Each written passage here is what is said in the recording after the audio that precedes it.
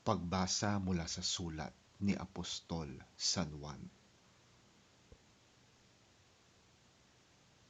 Ito ang aming narinig sa kanyang anak at ipinapahayag naman namin sa inyo. Ang Diyos ay ilaw at walang anumang kadiliman sa kanya. Kung sinasabi nating tayo'y may pakikiisa sa kanya, ngunit namumuhay naman tayo sa kadiliman, nagsisinungaling tayo at hindi namumuhay ayon sa katotohanan. Ngunit kung namumuhay tayo ayon sa liwanag, gaya ng pananatili niya sa liwanag, tayo'y nagkakaisa at ang lahat ng ating kasalanan ay nililinis ng dugo ni Jesus na kanyang anak. Kung sinasabi nating tayo'y walang kasalanan, dinadaya natin ang ating sarili at wala sa atin ang katotohanan. Subalit, kung ipinapahayag natin sa Diyos ang ating mga kasalanan, maasahan nating patatawarin tayo ng Diyos sa mga ito at lilinisin tayo sa lahat ng ating kasalanan, sapagkat siya'y tapat at matuwid. Kung sinasabi nating hindi tayo nagkakasala, ginagawa nating sinungaling ang Diyos at wala sa atin ang kanyang salita. Mga anak, isinusulat ko ito sa inyo upang huwag kayong magkasala. Ngunit kung magkasala ang sinuman, may tagapagtanggol tayo sa Ama, si Hesukristo, na isang matuwid.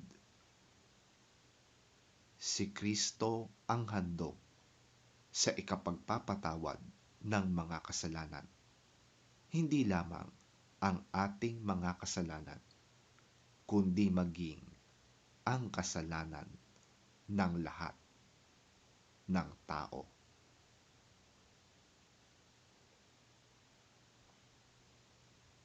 Ang salita ng Diyos.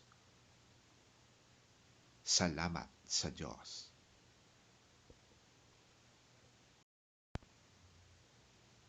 Ang mabuting balita ng Panginoon ayon kay San Mateo.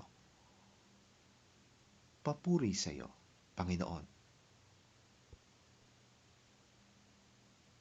Pagkaalis ng mga matatalinong tao, nagpakita kay Jose sa panaginip ang isang anghel ng Panginoon. Sinabi nito sa kanya, "Bumangon ka't dalhin mo agad sa Ehipto ang iyong mag-ina at huwag kayong aalis doon hanggat hindi ko sinasabi, sapagkat hahanapin ni Herodes ang bata upang patayin." Bumangon nga si Jose at nang gabi ring yon, dinala niya sa Ehipto ang kanyang mag-ina. Doon sila nanirahan hanggang sa mamatay si Herodes. Sa gayon, natupad ang sinabi ng Panginoon sa pamamagitan ng propeta. "Tinawag ko ang aking anak mula sa Ehipto." Galit na galit si Herodes nang malaman niyang nilinlang siya ng mga matatalinong tao. Kaya't ipinapatay niya ang lahat ng batang lalaki sa Bethlehem at sa palibot nito mula sa gulang na 2 taon pababa, batay sa panahong sinabi sa kanya ng mga matatalinong tao. Sa gayon, natupad ang sinabi ni Propeta Jeremias. Narinig sa Rama ang isang tinig, tinig ng pananangis at ng malakas na panaghoy.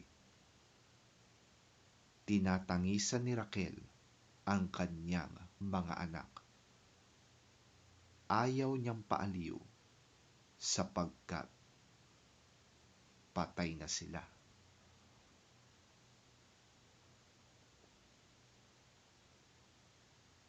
Ang mabuting balita ng ating Panginoon.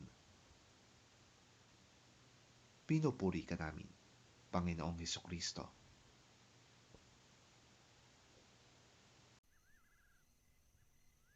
When they had gone, an angel of the Lord appeared to Joseph in a dream. "Get up," he said, "take the child and his mother and escape to Egypt. Stay there until I tell you, for Herod is going to search for the child to kill him."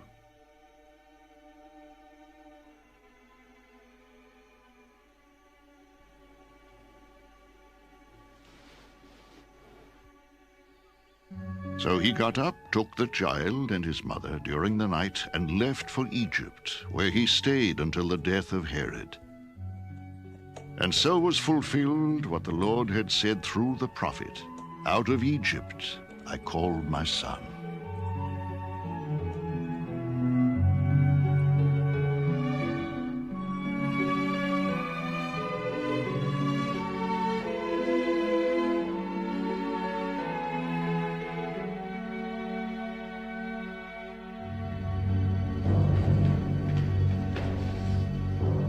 When Herod realized that he had been outwitted by the Magi, he was furious.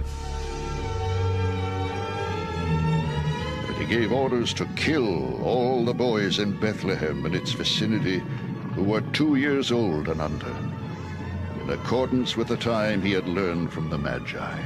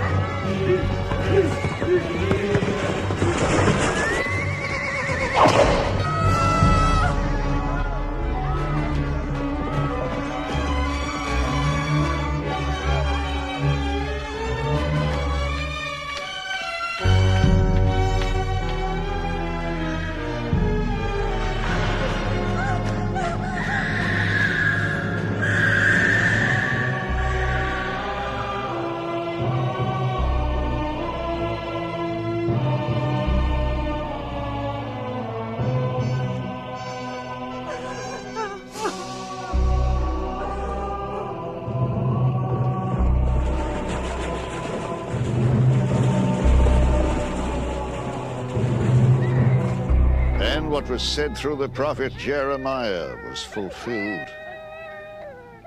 A voice is heard in Ramah, weeping and great mourning.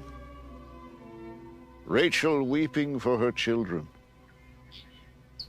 and refusing to be comforted because they are no more.